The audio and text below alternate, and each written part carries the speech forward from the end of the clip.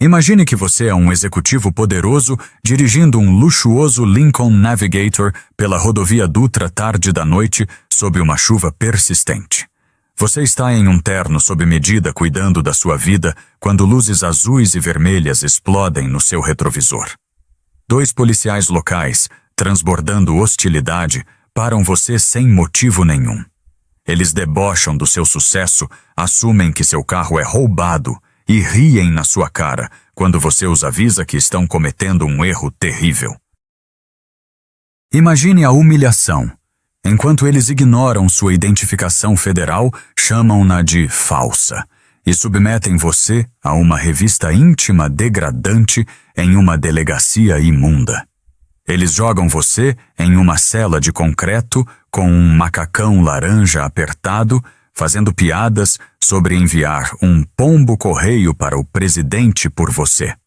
Mas aqui está a reviravolta massiva que eles nunca previram. Você não é um criminoso. Você é Barreto C. Cavalcante, o recém-nomeado diretor da Polícia Federal, e estava conduzindo um teste de campo secreto para flagrar exatamente esse tipo de corrupção. Antes de mergulharmos nesta história intensa de como a arrogância encontrou o poder absoluto e como os caçadores se tornaram a caça, por favor, inscreva-se no canal para acompanhar mais histórias poderosas de justiça. E conte para nós, nos comentários, de onde você está nos assistindo hoje.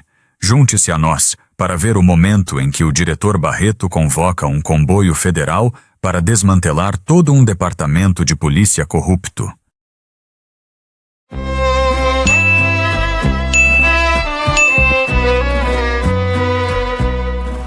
Um distintivo é um escudo, mas para alguns torna-se uma arma. Na pacata e próspera jurisdição de Ribeirão das Palmeiras, 2 oficiais pensaram ter fisgado mais um alvo fácil, um homem negro bem vestido em um sedã de luxo que eles assumiram ser roubado. Eles o zombaram, ignoraram seus avisos calmos, riram quando ele solicitou uma ligação para Brasília. Eles não sabiam que o homem algemado não era um criminoso. Era Barreto C. Cavalcante, o recém-nomeado diretor da Polícia Federal, conduzindo um teste de campo secreto sobre a corrupção local. Quando a risada parou, era tarde demais. Esta é a história de como a arrogância encontrou o poder absoluto. A chuva castigava o asfalto da rodovia. Presidente Dutra transformando a mãe da estrada em uma fita de neon, refletido e sombras. Era uma terça-feira pouco depois das 23 horas. Barreto C. Cavalcante ajustou o retrovisor de seu Lincoln Navigator, alugado, seus olhos escaneando a estrada com a vigilância praticada e quase subconsciente de um homem que passou 30 anos na aplicação da lei federal. Ele não estava usando o colete tático ou a jaqueta com as letras amarelas que costumavam definir sua presença. Esta noite Barreto usava um terno grafite sob medida do tipo que custa mais do que uma viatura, embora o paletó estivesse dobrado cuidadosamente no banco do passageiro. Ele estava cansado. A reunião no Rio de Janeiro com o governador sobre o aumento do tráfico interestadual havia sido longa, e ele simplesmente queria voltar para seus aposentos temporários. Barreto verificou sua velocidade 80 em uma via de 80. Perfeitamente legal, perfeitamente entediante. Então a escuridão do retrovisor explodiu em estrobos azuis e vermelhos. Barreto suspirou o som mal audível sobre o zumbido do ar-condicionado. Ele não pisou no freio bruscamente. Manobrou o Lincoln para o acostamento, sinalizando claramente, parando o veículo pesado suavemente sob a luz de um poste da rodovia. Ele desligou o motor, baixou o vidro e colocou suas mãos grandes e firmes nas posições de 10 e 2 horas no volante. Ele esperou. Pelo espelho lateral, viu 2 figuras se aproximarem. Uma ficou atrás perto do para-choque, da viatura posição tática mão, descansando no coldre. A outra avançou com arrogância, o feixe da lanterna cortando a garoa, dançando agressivamente sobre o interior do Lincoln. Carteira de habilitação e documento do veículo. A voz era plana, entediada, mas carregada com uma corrente de hostilidade. Barreto não moveu as mãos. Virou a cabeça lentamente para a esquerda. O oficial era jovem talvez, uns 26 anos com corte militar e uma placa de identificação que dizia Viana. Seus olhos estavam escondidos atrás de óculos de tiro âmbar ridículos para uma parada em uma noite chuvosa. Policial, disse Barreto, sua voz, um barítono profundo e ressonante que costumava comandar salas de reuniões e centros de crise. Minha carteira está no bolso do meu paletó no banco do passageiro. Os documentos estão no porta-luvas. Vou pegá-los agora. Não se sinta à vontade. Viana disparou jogando a luz diretamente nos olhos de Barreto. Saia do veículo! Barreto pausou. Policial, não cometi nenhuma infração de trânsito. Existe uma razão para o senhor me pedir para sair do veículo. Sinto cheiro de álcool, mentiu Viana. Era um reflexo, uma abertura padrão que Barreto já vira em 1000 processos. Não bebo há 12 anos, Barreto respondeu calmamente. Se o senhor verificar o bafômetro... Eu disse para sair do carro. A mão de Viana desceu para a maçaneta, abrindo-a com força. E pare de resistir. Não houve resistência. Barreto soltou o cinto e saiu seu corpo de 1,90 m, erguendo-se em toda a sua altura. Ele se agigantava sobre Viana, mas sua linguagem corporal permanecia não ameaçadora. Ele conhecia a coreografia desta dança melhor do que o homem que a liderava. O segundo policial, um homem mais velho com um bigode grosso e listras na manga, indicando o posto de sargento, aproximou-se. Sua placa de identificação dizia Rocha. Bela máquina! Rocha desdenhou olhando o Navigator de cima a baixo. Alugado. Sim! Disse Barreto. Quem alugou para você o traficante para quem você trabalha? Rocha riu, um som úmido e rouco. Barreto olhou para Rocha. Ele catalogou o rosto, pele marcada, capilares rompidos no nariz, um bebedor e um uniforme apertado na barriga. Eu mesmo aluguei, sargento. Minha identificação... Vire-se. Viana latiu, girando Barreto e prensando-o contra o metal molhado do Lincoln. Mãos para trás. O senhor está cometendo um erro, disse Barreto, enquanto o metal frio das algemas estalava em seus pulsos. Minhas credenciais estão no bolso do paletó. Se o senhor olhar para elas, podemos resolver isso. Nós sabemos quem você é. Viana riu, apertando as algemas até morderem a pele. Você é apenas mais uma estatística, mais um cara de terno tentando se livrar de uma acusação de carro roubado. Verifique a placa, disse Barreto, o rosto pressionado contra o carro molhado. Rode o nome Barreto C. Cavalcante. Cavalcante. Rocha riu, aproximando-se o hálito cheirando a café velho e fumo. Como o político famoso, é claro. E eu sou o Dom Pedro I. Jogue-o lá atrás, Viana. Vamos ver quanto dinheiro ele está carregando. Talvez possamos apreender como prova. Enquanto o empurravam para o banco traseiro apertado e de plástico duro da viatura, Barreto não lutou. Ele observou, enquanto eles revistavam seu Lincoln. Viu Rocha pegar seu paletó. Viu o sargento puxar a carteira de couro fina. Barreto esperou pela percepção.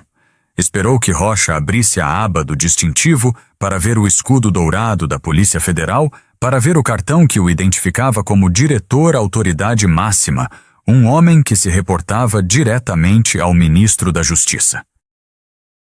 Rocha abriu a carteira, olhou para o dinheiro, cerca de R$200, sorriu e os guardou no bolso. Então olhou para a identificação. Pausou por um segundo. Barreto observou de perto. Lá vem, pensou ele. O pânico, o pedido de desculpas. Mas Rocha apenas riu. Fechou a carteira e a jogou no painel da viatura. O que foi, Sarge? Viana perguntou, assumindo o banco do motorista. Identidade falsa. Rocha disse sorrindo pelo retrovisor para Barreto. E das ruins, diz que é federal. Diretor está escrito. Viana explodiu em risadas batendo no volante. Diretor, esse cara, olha para ele. Tá mais para diretor de trânsito em porta de zona. O senhor está ignorando uma identificação federal, disse Barreto, sua voz baixando um tom, perdendo a polidez. Isso é um crime grave. Policial Rocha, olhe para a marca d'água holográfica. Ligue para o número no verso. Cala a boca, disse Viana, engatando a marcha. Pode contar seus contos de fadas para o juiz. Hoje você é só mais um João Ninguém no xadrez. A viatura arrancou, deixando o Lincoln Navigator abandonado na beira da rodovia. Barreto sentou-se no escuro, as algemas cortando seus pulsos. Ele fechou os olhos e começou a memorizar viatura número 402. Hora 23 horas e 14 minutos. Local quilômetro 88. Nomes Viana Rocha. Eles achavam que ele estava indefeso.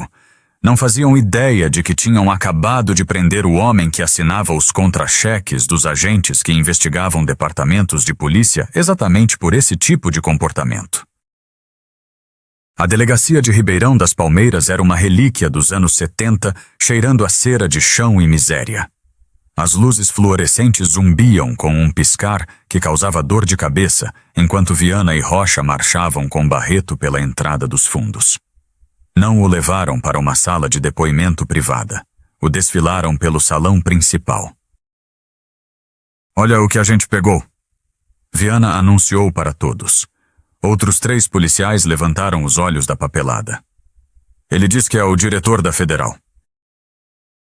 Risadas percorreram a sala. Era uma risada casual praticada ao som de valentões zombando de uma vítima. Viram se ele tem criptonita no bolso também? Um policial gritou. Nada, só um distintivo falso e muita marra. Rocha disse, jogando a carteira de Barreto sobre o balcão de triagem. Ele não a protocolou. Apenas a deixou lá. A oficial de plantão, uma mulher corpulenta chamada Agente Bittencourt, nem sequer olhou para Barreto.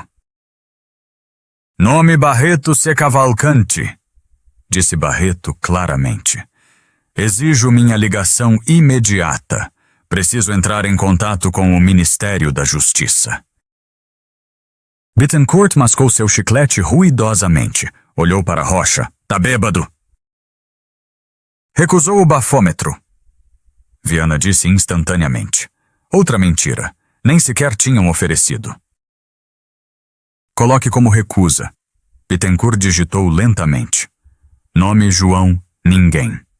Identificamos pelas digitais mais tarde quando o sistema voltar. Tá em manutenção. Meu nome não é João Ninguém, Barreto disse, dando um passo à frente. Viana o empurrou de volta. É o que a gente diz que é. Viana sibilou. Revista íntima. Barreto gelou. Sou uma autoridade federal. Vocês não têm causa provável para uma revista íntima. Isso é uma violação constitucional e um ataque direto a um oficial superior. Rocha deu de ombros, encostando no balcão, palitando os dentes. Temos suspeita de entorpecentes. Você estava inquieto. Isso é causa provável no meu livro. Leva ele para a salinha, Viana. A humilhação foi desenhada para quebrá-lo. Era uma dinâmica de poder pura e simples. Na pequena sala azulejada, Barreto fez o que lhe foi ordenado. Removeu o terno sob medida. Ficou nu enquanto Viana fazia comentários grosseiros sobre seu físico procurando por contrabando. Durante tudo isso, Barreto permaneceu rígido. Ele se desintegrou do momento. Foi para o seu palácio mental, uma técnica que aprendeu há 20 anos na academia de polícia. Ele não era um homem nu em uma delegacia suja, era um dispositivo de gravação. Cada insulto, cada risada, cada violação de procedimento estava sendo gravada em um disco rígido mental que logo seria descarregado em um indiciamento federal. Quando finalmente jogaram para ele o macacão laranja, ele era 2 números menor. A calça subia até as canelas. A camisa apertava no peito. Ficou perfeito, Viana riu. Semana da moda na carceragem. Eles o empurraram para a cela número 4. Era uma caixa de concreto contendo um vaso de aço e um banco de madeira. Havia outros 3 homens lá dentro. Enquanto as grades batiam, Rocha se inclinou. Não se preocupe, senhor diretor. Vamos mandar um pombo-correio para o presidente por você. Os policiais se afastaram, suas risadas ecoando pelo corredor de concreto. Barreto ficou parado junto às grades por um momento, ouvindo até que eles sumissem. Então virou-se para seus companheiros de cela. Um era um jovem, talvez, uns 19 anos, encolhido no canto tremendo de abstinência. Os outros 2 eram mais velhos, endurecidos pelo sistema. Um deles, um homem com uma tatuagem de teia de aranha no pescoço, olhou Barreto de cima a baixo. Diretor da Federal Essa é nova. Geralmente os caras dizem que conhecem um vereador. Barreto sentou-se na beira do banco, alisando o tecido laranja do macacão. Sua postura mudou.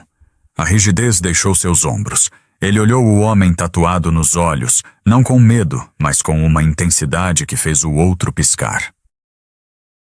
Eu não disse que conheço um, seu Barreto disse suavemente. Eu sou o diretor.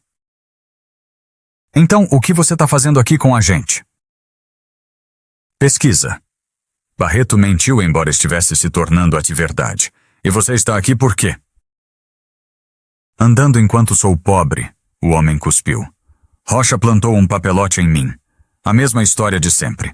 Quem vai acreditar em mim contra um sargento com 20 anos de casa? Barreto assentiu lentamente. Rocha, ele faz isso sempre. Toda terça e sexta, o homem disse. Ele e o Viana, eles têm meta. Ou talvez só gostem disso. Eles pegam seu dinheiro, te ficham como João Ninguém, para você não conseguir fiança por 48 horas. E até lá você perde o emprego. É uma máquina cara. E você acabou de ser mastigado por ela. Uma máquina. Barreto repetiu. Olhou para os grafites riscados na parede. Não se preocupe. Barreto disse, um sorriso estranho e frio, tocando seus lábios pela primeira vez naquela noite. Máquinas podem ser desmontadas.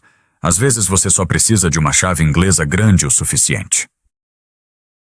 O homem tatuado riu, mas se mexeu desconfortável.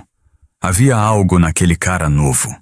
Ele não cheirava a medo, cheirava a ozônio antes de um raio cair. As horas se fundiram. A cela fedia a urina e desespero. Barreto sentava-se ereto, as costas contra o bloco de concreto frio, meditando. Ele precisava manter seu ritmo cardíaco baixo, sua mente afiada.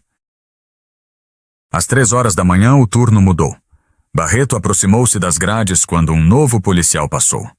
Policial que Barreto chamou. O guarda, um homem de aparência cansada chamado Harlan, parou. Fica quieto aí. Meu nome é Barreto Cavalcante. Tenho uma condição médica. Barreto mentiu sem esforço. Preciso do meu medicamento que está nos meus pertences pessoais. Está na carteira que o sargento Rocha confiscou. Harlan suspirou. Se eu for lá atrás e não tiver comprimido nenhum, você vai para a solitária. Verifique a carteira, por favor. Harlan resmungou, mas se afastou. Barreto esperou. Ele não precisava de remédios. Precisava que Harlan olhasse para a carteira.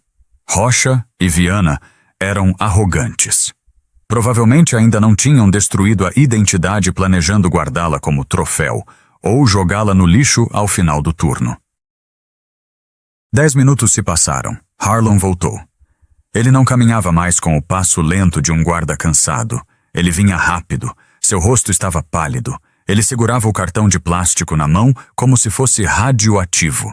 Parou junto às grades, as mãos tremendo levemente. Senhor, Harlan sussurrou. O João Ninguém tinha sumido. Senhor, eu... Bom dia, policial Harlan. Barreto disse agradavelmente. Encontrou o medicamento? Eu encontrei isso. Harlan ergueu as credenciais da Polícia Federal.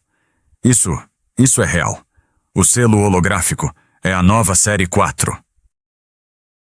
É sim, Barreto disse. E presumo que o senhor saiba qual é a pena por sequestrar uma autoridade federal, mantê-la sem acusação e negar-lhe assistência jurídica. Harlan engoliu em seco. O suor brotou em sua testa.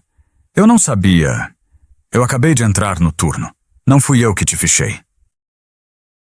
Eu sei, Barreto disse. É por isso que o senhor vai se ajudar, Harlan. O senhor vai abrir este portão. Vai me dar um telefone e não vai dizer absolutamente nada para o Rocha ou para o Viana. Temos um entendimento. Harlan atrapalhou-se com as chaves. Deixou-as cair uma vez, o barulho ecoando alto. Ele as pegou enfiando a chave na fechadura. O portão se abriu. O telefone está no balcão, Harlan sussurrou. Mas o capitão Reynolds chega às 6 horas da manhã. Se ele te vir...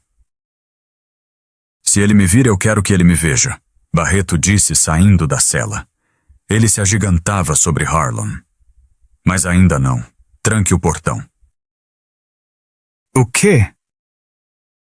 Tranque-o. Não vou embora ainda. Preciso fazer uma ligação e depois vou voltar para dentro. Harlan olhou para ele como se fosse louco. O senhor quer voltar? O crime ainda não terminou, policial. Barreto disse, os olhos duros como pedra. E nem a coleta de evidências. Me dê o telefone. Barreto parou no balcão de triagem, a delegacia silenciosa no prenúncio do amanhecer. Ele discou um número de memória, uma linha segura para o Centro de Operações Estratégicas na sede da PF. Aqui é o diretor Barreto, ele disse ao receptor. Código de autorização Delta 9 Zulu Kilo. Iniciar protocolo limpeza geral. Ele ouviu por um momento. Sim, estou atualmente encarcerado na delegacia de Ribeirão das Palmeiras. Não envie o comando de operações táticas ainda. Quero o ministro envolvido, quero a corregedoria, e chame o delegado regional. Barreto pausou, ouvindo o silêncio chocado do outro lado. Quero um comboio aqui às 8 horas, nem um minuto antes. Quero que eles me apresentem ao juiz primeiro. Sim, você me ouviu. Deixe que me arrastem para o tribunal algemado. Quero que conste nos autos. Quero que o juiz diga alto o suficiente para a escrevente digitar. Quero o nó tão apertado no pescoço desse departamento que eles se enforquem antes de perceberem que o chão sumiu. Ele desligou o telefone. Olhou para Harlan, que estava encolhido no canto. Obrigado, policial. Agora me coloque de volta na jaula. Barreto voltou para a cela, o macacão laranja pinicando sua pele. Sentou-se de volta no banco ao lado do jovem que dormia. O homem tatuado estava acordado. Olhou para Barreto com olhos arregalados. Quem é você, afinal?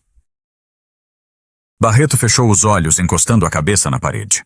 Eu sou o Karma de que você estava falando. A manhã chegou não com o sol, mas com o estrondo metálico das portas e o grito de nomes. Ninguém frente e centro. Era Rocha de novo. Ele parecia revigorado, uma xícara de café na mão, um sorriso cruel no rosto. Ele não tinha ideia de que, enquanto dormia, a engrenagem do Ministério da Justiça começara a girar como uma turbina. Barreto levantou-se. Foi algemado, novamente acorrentado a outros 3 prisioneiros. Foram marchados para fora da delegacia e jogados em um camburão. O trajeto até o fórum foi curto. Os prisioneiros foram descarregados na área de custódia no subsolo do Fórum de Ribeirão das Palmeiras. O cheiro aqui era ainda pior, medo e fumaça velha. Barreto recebeu um defensor público, um homem apressado chamado Dr. Donovan, que nem sequer levantou os olhos do processo quando Barreto se sentou à sua frente. Certo, João Ninguém. Donovan suspirou, esfregando as têmporas. Te pegaram por resistência, desobediência e suspeita de embriaguez ao volante. A recusa do bafômetro é suspensão automática. O promotor está pedindo R$ 5.000 de fiança. Meu nome não é João ninguém, Barreto disse. Meu nome é Barreto Cavalcante. A escuta não começa com nomes falsos. Isso irrita o juiz. Juiz Bittencourt, a propósito, ele é irmão da oficial que te atendeu na delegacia. Belo negócio de família eles têm aqui. Ele não gosta de joguinhos. Tenho certeza que não, Barreto disse. Dr. Donovan, não quero acordo. Quero ir perante o juiz imediatamente. Você vai ser esmagado, Donovan alertou. Só se declare culpado por obstrução. Eles retiram a embriaguez, você sai com o tempo que já ficou preso e paga uma multa. Não, disse Barreto. Donovan ergueu as mãos. Tudo bem, o enterro é seu, mas não diga que eu não avisei. O tribunal estava lotado. Era uma esteira de miséria, a maioria pobres, minorias, todos sendo processados em minutos por um sistema desenhado para extrair multas e confissões. O juiz Bittencourt sentava-se na bancada como um rei em um trono. Era um homem pesado com rosto de bulldog. Ele carimbava cada moção sem olhar. A promotora, uma mulher de traços afiados chamada Doutora Pierce, chamou o caso número 4.492, o Estado contra João Ninguém. Barreto foi levado ao palanque. Viana e Rocha estavam ao fundo, encostados na parede, sorrindo. Vieram assistir ao show. Senhor Ninguém. O juiz Bittencourt trovejou. O senhor é acusado de obstrução de justiça, resistência à prisão e condução sob influência de álcool. Como se declara? Barreto inclinou-se para o microfone. As algemas estalaram contra a madeira. Meu nome... Barreto, disse sua voz, preenchendo a sala. É Barreto, seu Cavalcante, e eu me declaro inocente. O relatório policial diz que o senhor se recusou a se identificar. Doutora Pierce retrucou, e que apresentou uma identidade federal falsa. Não era falsa, Barreto disse calmamente. O juiz Bittencourt desdenhou. Senhor Ninguém, não perca meu tempo. O sargento Rocha é um veterano condecorado desta força. Se ele diz que a identidade era falsa, era falsa.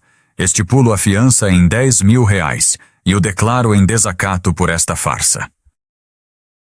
O senhor talvez queira verificar a pauta meritíssimo, Barreto disse. Como é? O rosto de Bittencourt ficou vermelho.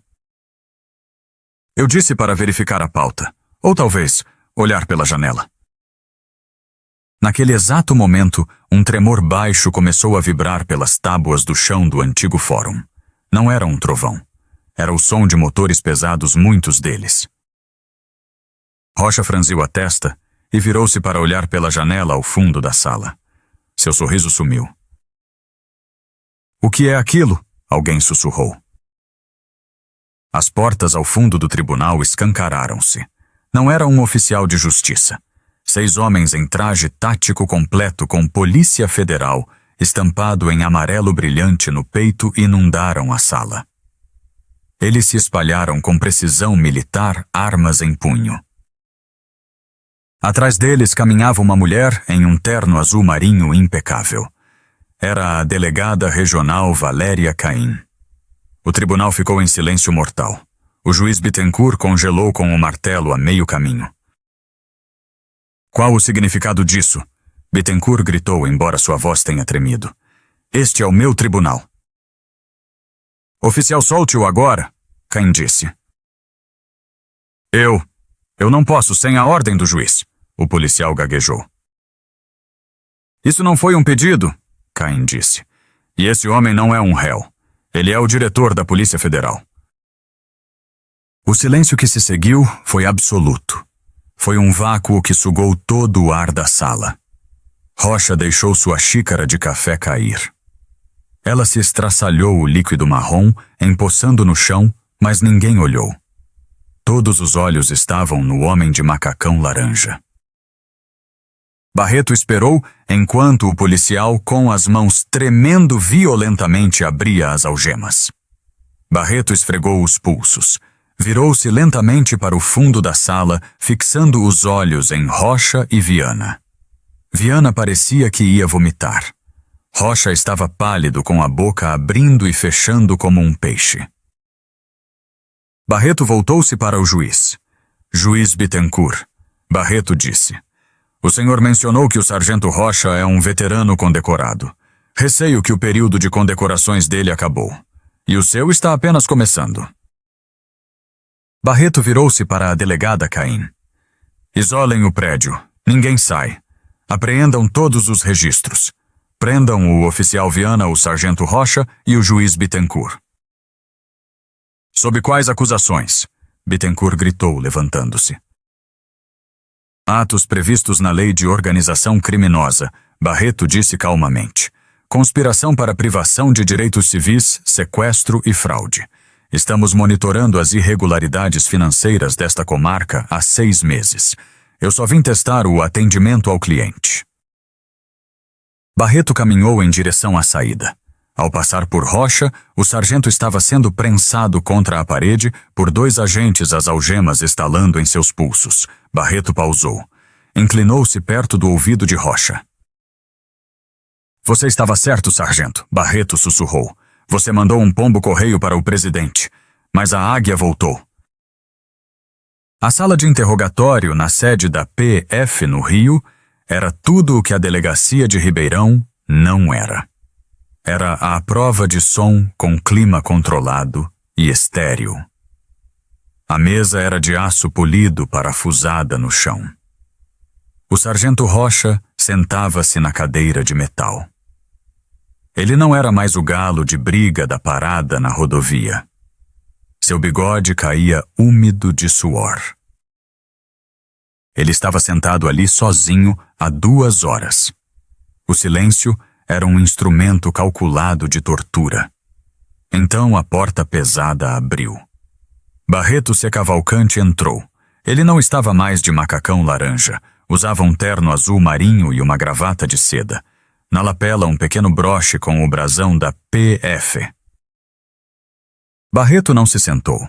Colocou uma pasta grossa sobre a mesa e encostou-se na parede. "Eu quero um advogado." Rocha crocitou. "Quero o representante do sindicato." "O sindicato não vem, sargento", Barreto disse.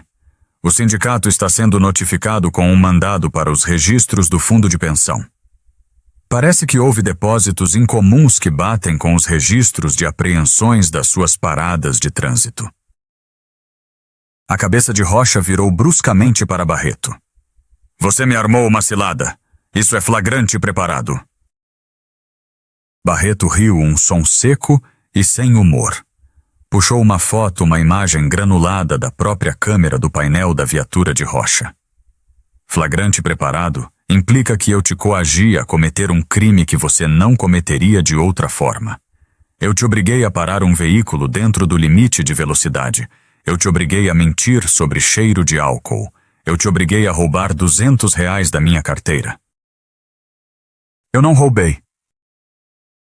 "Encontramos as notas marcadas no seu armário." A delegada Caim interveio. "Os números de série foram registrados antes mesmo do diretor sair de Brasília. Você caminhou direto para uma serra elétrica." Rocha desabou. "Olha, foi um erro. A gente vê um carro de luxo tarde da noite. A gente fica tenso. Estamos na linha de frente aqui." "Protegendo." Barreto inclinou-se sobre a mesa, o rosto a centímetros do de Rocha. "Você não está protegendo nada além da sua própria carteira. Sabemos do esquema com o pátio do Fletcher. Vocês apreendem os carros, o Fletcher cobra taxas exorbitantes. As pessoas não podem pagar e você recebe propina. Sabemos das taxas administrativas que o juiz Bittencourt adicionava a cada audiência." Rocha ficou pálido. Eu não sei do que o senhor está falando." "Temos o Viana." Caim disse suavemente. "Ele está na sala ao lado. E ao contrário de você, ele é jovem. Está com medo. Está olhando para 20 anos de cadeia. Ele está cantando Rocha. Ele nos contou que o esquema do João Ninguém foi ideia sua. Manter as pessoas no sistema até perderem o emprego, deixando-as desesperadas para aceitar qualquer acordo." Barreto bateu na pasta. Mas aqui está a reviravolta, sargento. Bloqueamos suas contas no exterior hoje de manhã. 1.200.000 com salário de sargento. A Receita Federal está muito interessada, mas essa não é a pior parte. Barreto caminhou até a porta. A pior parte é que não prendemos só você e o Bittencourt. Pegamos o distribuidor local de um cartel há 1 hora, um homem chamado Ramírez. Parece que você para pessoas inocentes para limpar a estrada para os caminhões dele. O Ramírez acha que você o entregou para se salvar. Colocamos vocês dois no mesmo bloco de celas lá embaixo. Imagino que ele esteja louco para conversar com você. Você não pode fazer isso! Rocha gritou, levantando-se, chacoalhando as algemas. Ele vai me matar! Vocês têm que me colocar em custódia protetiva. Custódia protetiva é para colaboradores, Barreto disse frio como gelo. Eu falo, Rocha gritou. Eu conto tudo. O Bittencourt, o prefeito, o dono do pátio. Só não me coloca com o Ramírez. Barreto saiu da sala. Enquanto a porta fechava, ele ouviu Rocha soluçando, entregando segredos que destruiriam a cidade. Barreto verificou seu relógio. Eram 14 horas. Ele tinha uma coletiva de imprensa em 1 hora, mas havia mais uma parada que ele precisava fazer. O retorno a Ribeirão das Palmeiras foi um comboio de 10 Chevrolet Suburbans pretas. Dentro da delegacia, a operação estava a todo vapor. Agentes federais se moviam com precisão, etiquetando provas e espelhando discos rígidos. Barreto caminhou pelo salão. Os policiais de Ribeirão estavam em grupos desarmados assistindo à autópsia de suas carreiras. Barreto não parou até chegar ao policial Harlon. Harlon estava sentado sozinho em uma pequena mesa, um pária em sua própria casa. Quando viu Barreto, o pânico brilhou em seus olhos. Sente-se, policial. Barreto disse. O senhor abriu o portão. Em um prédio cheio de lobos, o senhor decidiu ser um cão de guarda. Isso tem um custo. Eles vão me odiar para sempre. Harlon sussurrou. Minha carreira acabou. Sua carreira em Ribeirão acabou, Barreto corrigiu. Mas Ribeirão acabou também. Este departamento está sendo dissolvido. Barreto entregou a ele um cartão com o brasão do Ministério da Justiça. Ligue para este número na segunda-feira. Temos uma vaga na Corregedoria Geral. Precisamos de pessoas que saibam exatamente qual é o cheiro da corrupção por dentro. Os olhos de Harlon encheram-se de lágrimas. Obrigado, senhor. Barreto voltou-se para a sala. Escutem bem, sua voz trovejou. Alguns de vocês estão se perguntando se são os próximos. A resposta é sim. Vamos encontrar cada centavo. Se você aceitou suborno, se plantou provas, faça as malas. Mas se você apenas fez seu trabalho e teve medo dos tiranos que mandavam aqui, você tem uma escolha. Nos ajude a limpar essa bagunça ou entregue seu distintivo. Ribeirão não é mais um refúgio para valentões. Na coletiva de imprensa, um repórter perguntou a Barreto sobre a revista íntima. Barreto olhou diretamente para a câmera. O que aconteceu comigo não é a história, ele disse. Eu tenho poder, posso me defender. A história é o que eles fizeram com a enfermeira voltando para casa que não podia pagar a fiança. O que fizeram com o estudante que perdeu a bolsa de estudos. O que fizeram com o mecânico que perdeu seu sustento. Ele pausou. O oficial Viana e o sargento Rocha riram de mim. Eles acharam que a Constituição era uma sugestão. Hoje estamos lembrando a eles que a lei não é uma ferramenta para o forte predar o fraco. É um escudo para o fraco enfrentar o forte. 6 meses depois, em um fórum lotado, o juiz Bittencourt e Rocha foram condenados. Bittencourt recebeu 30 anos. Rocha recebeu 25. Enquanto Rocha era levado, ele fixou os olhos em Barreto, na última fileira. Ele se lembrou da piada sobre o pombo. Barreto não sorriu. Era o olhar de uma conta que foi fechada. Barreto saiu para o sol. Entrou em seu sedã oficial.